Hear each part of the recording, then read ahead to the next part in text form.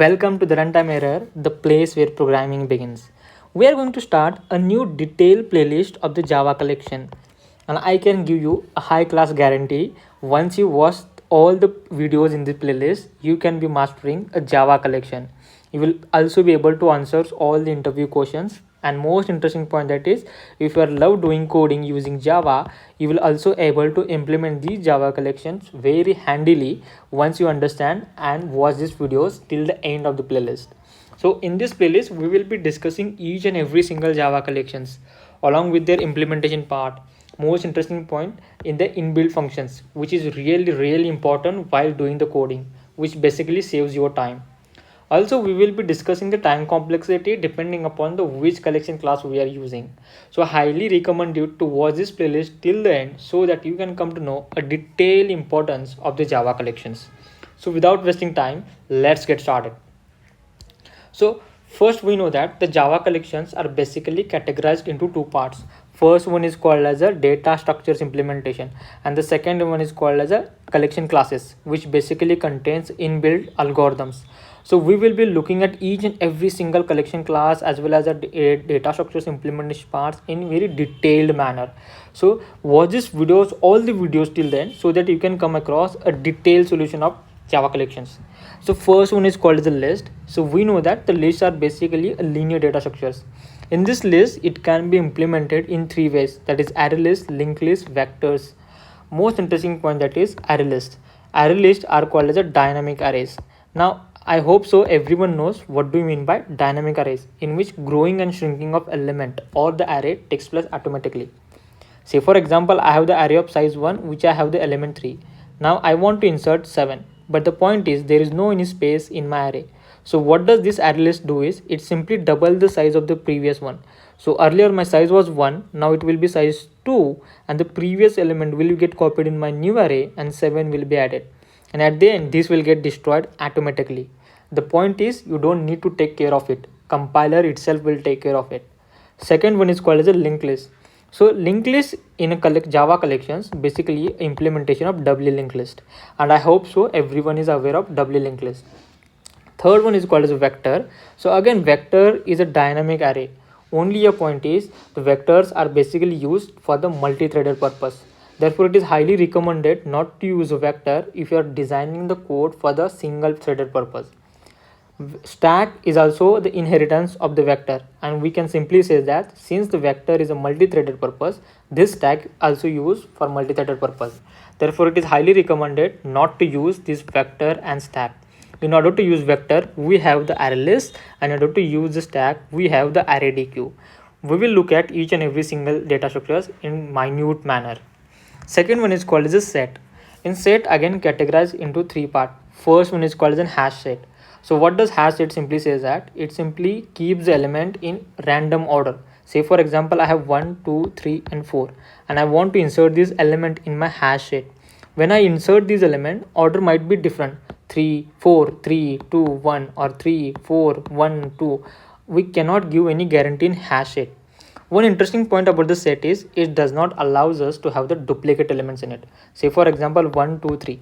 My set has these three elements and now I'm trying to insert 2.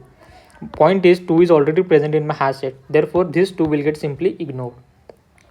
Second one is called as a tree set.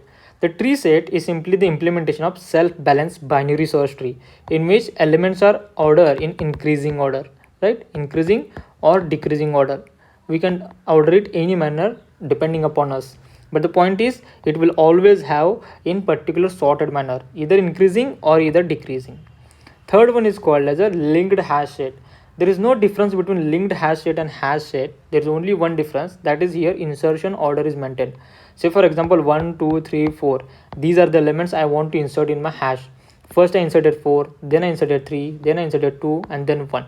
This order is mainly maintained over here. But in hash set, we cannot give any insertion order. It may shuffle depending upon the compiler to compiler. Third one is called as a queue. So again, queue can be implemented with the help of these three data structures. First one is called as a linked list. Again, it is a doubly linked list in which insertion takes place at end and deletion takes place from the front. This is how the queue works, you will all know.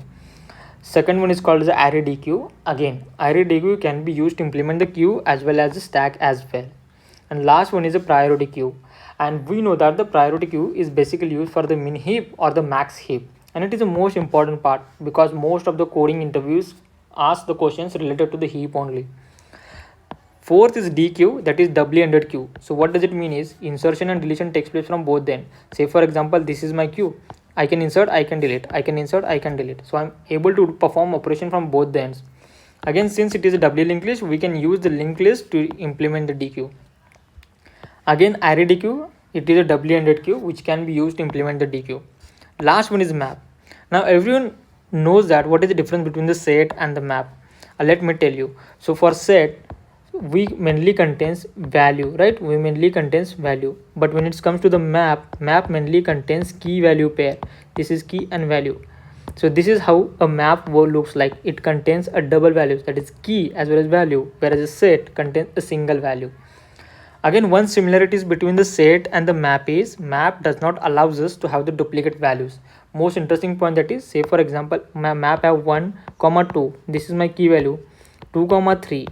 Now say for example, I can have 3 comma 2 because these are my values and this might get repeated. But the point is these values, these keys should not get repeated, which means say for example I want to insert 1 comma 4. It will check the 1 is already present over here, therefore this will get simply ignored. But the point is before it get ignored, these 2 get replaced by 4. So this is how basically a map works. Again, the hash map. So what does hash map says that insertion order is not maintained over here, similar to the hash rate. Linked hash map, here insertion order is mainly maintained, 1 comma 2, 2 comma 4. So this is how the insertion order is maintained. Here insertion order is shuffled. Last one is called as a tree map. Again, it is mainly implemented self-balanced binary search tree. So what does it mean is all the elements are ordered depending upon the key, that it will be either increasing order or it will be in decreasing order. So I hope so you got the central idea behind the data structures of collection classes.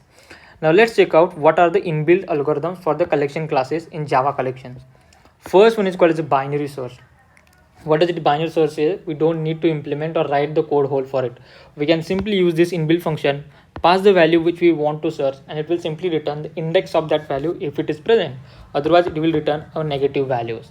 Sort basically used to sort the any list or any of the Java interface. We don't need to write the whole bubble sort, insertion sort, merge sort. We don't need it. We simply use this sort function which is mainly used. Second one is called the max and the min. This is basically used to find the maximum element and the minimum element from my collection class. Third one is called as reverse. So what does reverse say is that it is basically used to reverse the element 1 2 3 4 3 4 3 2 1. So this is how it is basically used. Fill is basically used to fill all the values in my collection class. So I hope so you got the central idea behind these Java collections. So we will be looking at all the Java collection in detailed manner. I highly recommend you to watch this video till end so that you can master a Java collections. Till then, have a happy coding.